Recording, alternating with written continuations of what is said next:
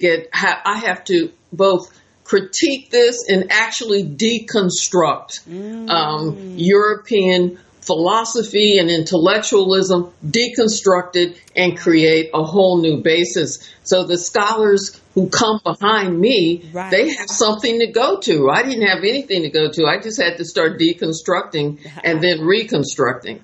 So that's how I got to the work that I'm doing. I'm sorry, Charlene, were you about to say something? No, I'm just fascinated, and I love what you're saying, but this is who I've known all these years. This is Barbara. When you said that, I was like, yeah, sounds about right. And I used the word, of course, out of your paper that I didn't know what it was, and I want to just make sure to share it with the viewers. Epistemology is the study of how humans think, pretty much. But go ahead, Barbara. Epistemology is how we think. How, what are the sort of what's the belief system, what that underlies what we do that we don't even think about, we don't even think about it when we're doing something or when our values are being demonstrated. We're not thinking, oh, these are my values or this is my belief system. We just function and do it. And that's what epistemology is. That stuff sort of behind, they call it behind the eyeball, stuff that really directs your behavior. So remote control, so to speak. Right, exactly. So the key is,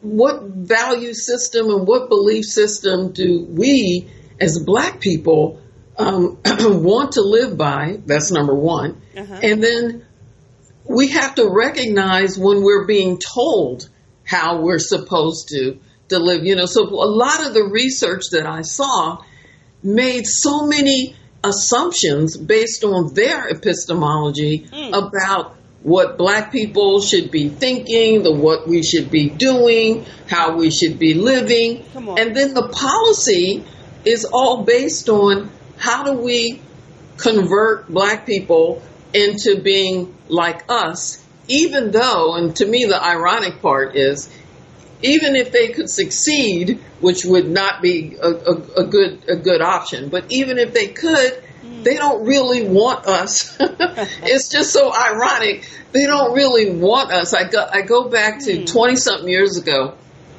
when the Crips and the Bloods in 1992 were having their first gang truce. And I was fortunate in that the two of the gang truce leaders, a Crip and a Blood, allowed me to sort of hang out with them and see for myself what was going on. And what I learned was a variation of what I'm talking about now, all these years later in Scotland, which is here they had changed. They were trying to say, okay, we'll stop gang banging and we want to be like you guys, so help us.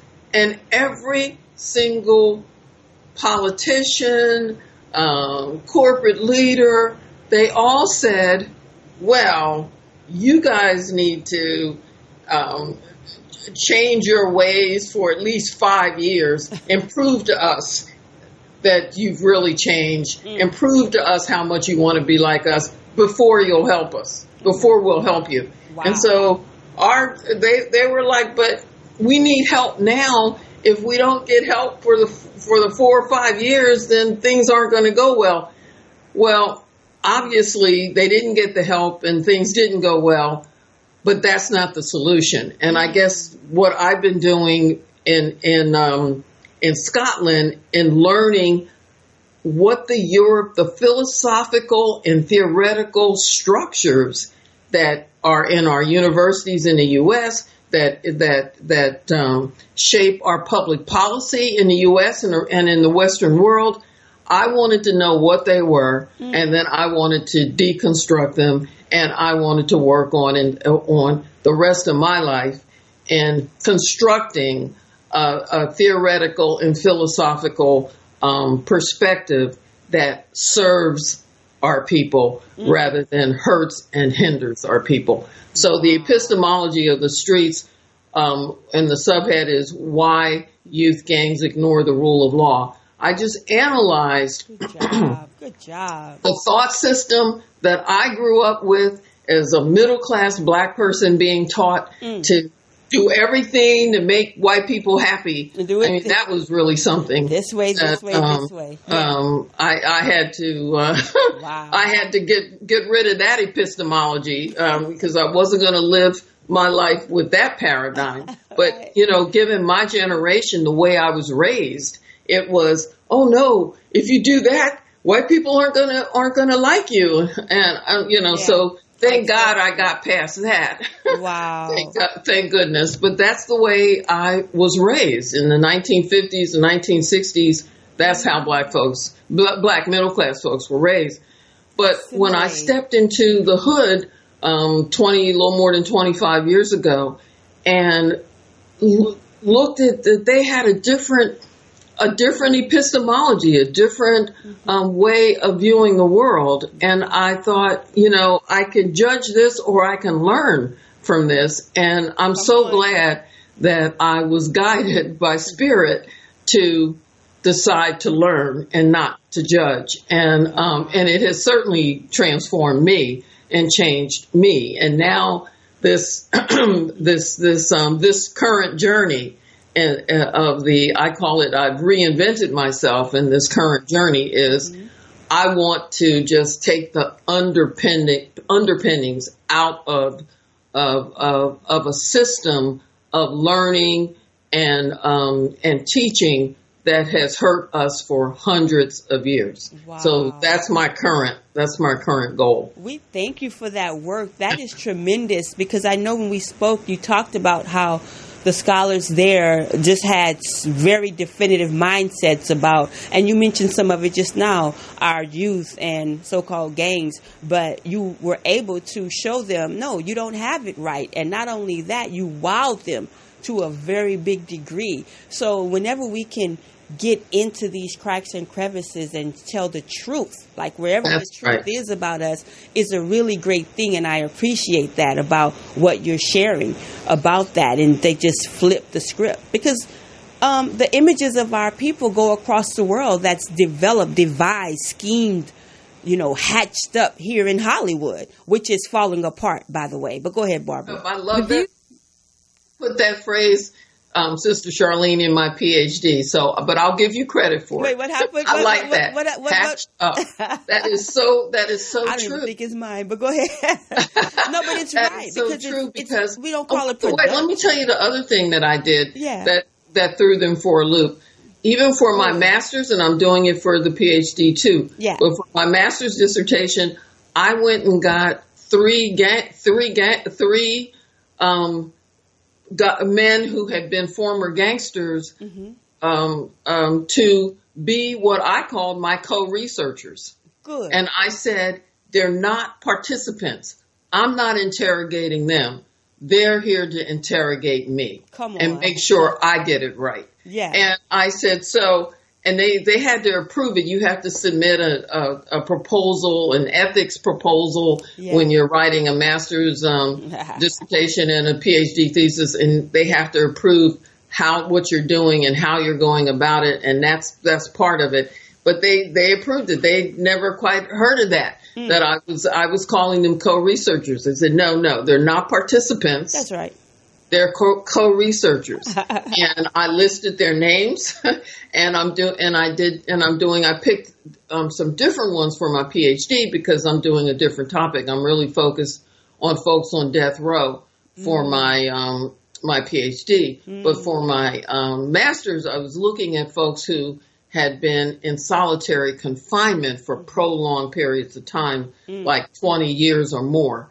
So I'm using different ones to be my co-researchers. Yeah. So at any rate, it's been an enlightening experience for them in Scotland, and for me, I'll have to tell you, once I sort of figured all this out and got the hang of it, it's been a lot of fun deconstructing European Enlightenment theory. It's been a lot of fun. It's a lie that just melts away. It's like, in the movies you see all the superhero and comes away and the person is just like, All the different particles just fall away. You know, we uphold this system, Barbara. Let's just be honest about it. We really uphold it. It's been so unjust. And as you said, as Nana said before you, as Brother Jesse said before her, it needs to be deconstructed. The whole system is flawed. It's built on a lie, and it's built on the backs of people. And by the way, I'm glad you brought that up, because one of the things I'm starting with ideas and language. So, and like you said about how we uphold what hurts us, and so one of the things, because I'm dealing in urban communities and issues with urban communities, I just refuse. All of the research that I read refers to urban communities as ghettos, inner cities, disadvantaged areas. So I just said, okay, we have to start with even language and the ideas and concepts behind language, because it's meant to be pejorative. You know, it's meant to be a denigration of who we are. It's meant to be a shorthand word or phrase that is a code for meaning a whole lot of other bad things. So I just said, and as I was thinking about my master's project, I thought, you know, what I've learned from spending more than 25 years in researching and being in urban communities is it's a very sort of profound, it's a very potent and powerful place with a lot of complexity, and that's not dealt with by calling it the ghetto and the inner city and disadvantaged and this and that and the black ghetto. So I came up with a new phrase. So I'm hoping your listeners will agree with this and start using it. I don't use inner city other than to say I'm not using it. I never used it. And what I use now is I call our community, I call it the deep community, DEEP, the deep community. And I mean it both in a metaphorical way as well as sort of literally, because for hundreds of years, where we live, let's talk from the moment they dragged us here, kidnapped us and brought us here, we had a designated place to be. You know, we had constraints on where we could live, and you track our history, our housing history with, you know, the black communities, or we were separated. We had to be, so we were isolated from day one. And, but within that isolation, we've developed a lot of sort of complexity and richness that is so potent that when we express ourselves, like you said, it spreads all over the world, not even just Hollywood, but even our music, our hip hop, our rap, and it emerges from our community. And so our community is deep, is deep in the idiom way of thinking of that's really heavy, that's really deep, that's really significant and powerful and potent, and we're tucked away. We're tucked away in communities throughout the United States because we were isolated. For that was the goal, that was the plan for so many hundreds of years. So we're a power. We're like little mini empires within the empire, you know. And so to me, deep community, the deep community, I like it. Is a more respectful way of getting at what we are, who we are, and our complexity. I like it, Barbara, and the other reason I like it, so many reasons I like it, but we are the original man. And that's right. When you talk about our communities being tucked away, you know, the thing of it is we're the heart of society.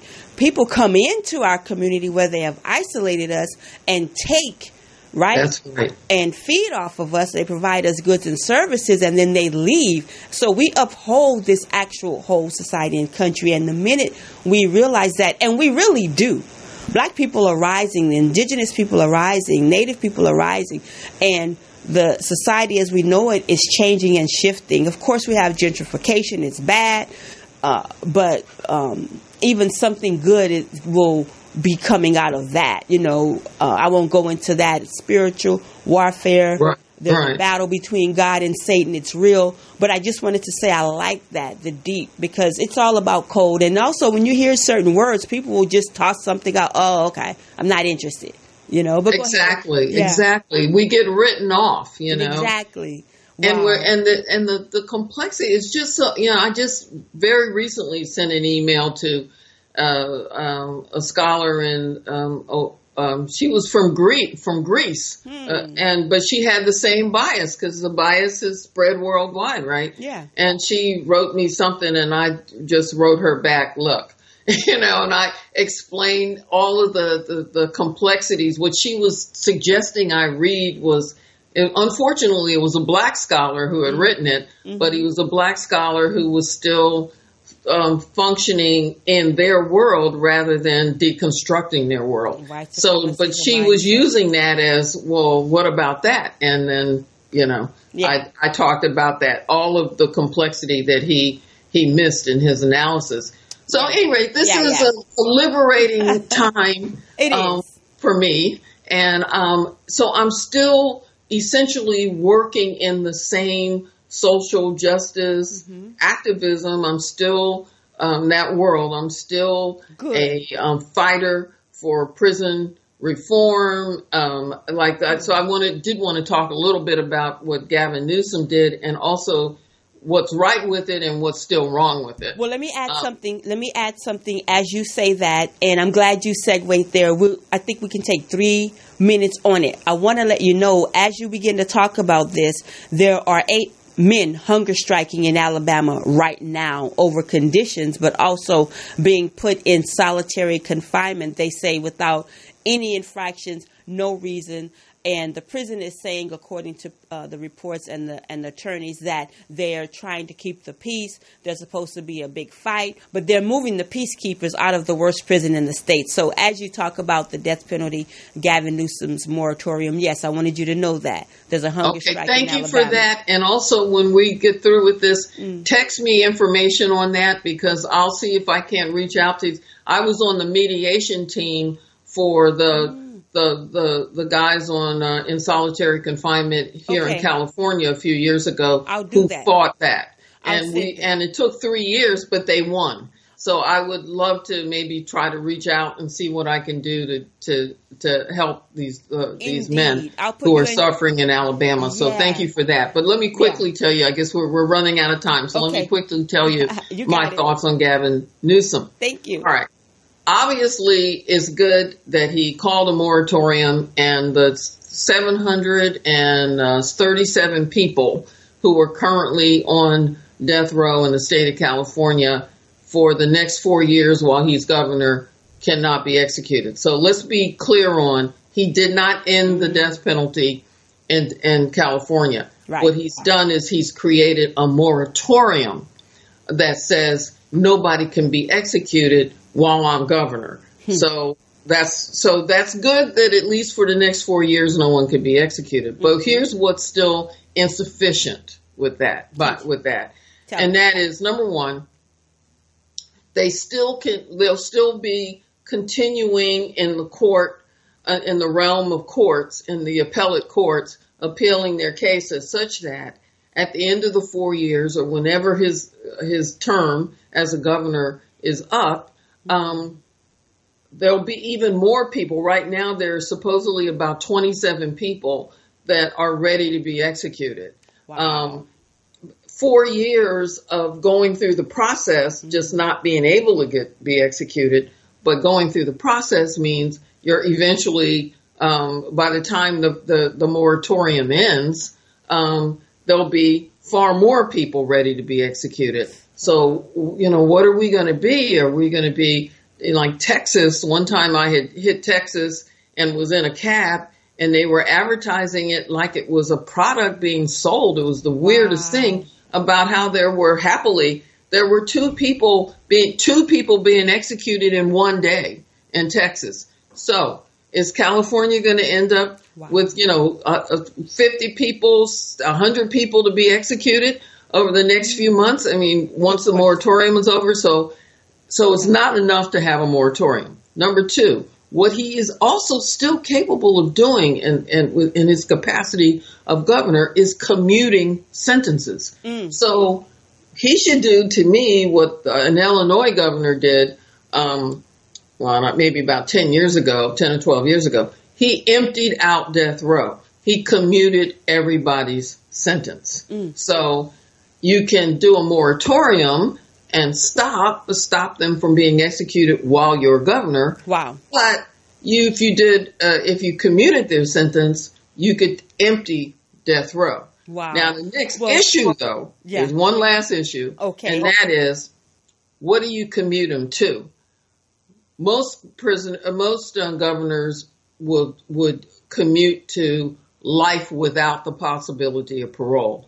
I do not believe in life without the possibility of parole.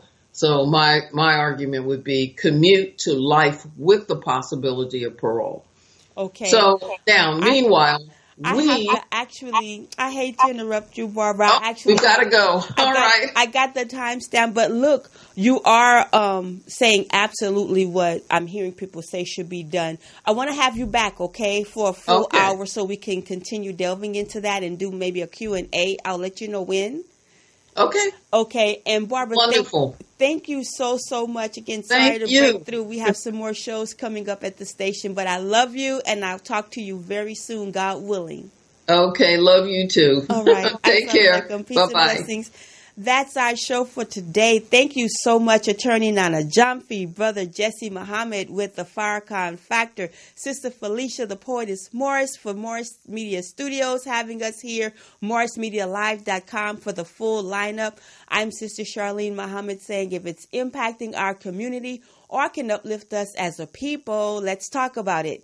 Peace.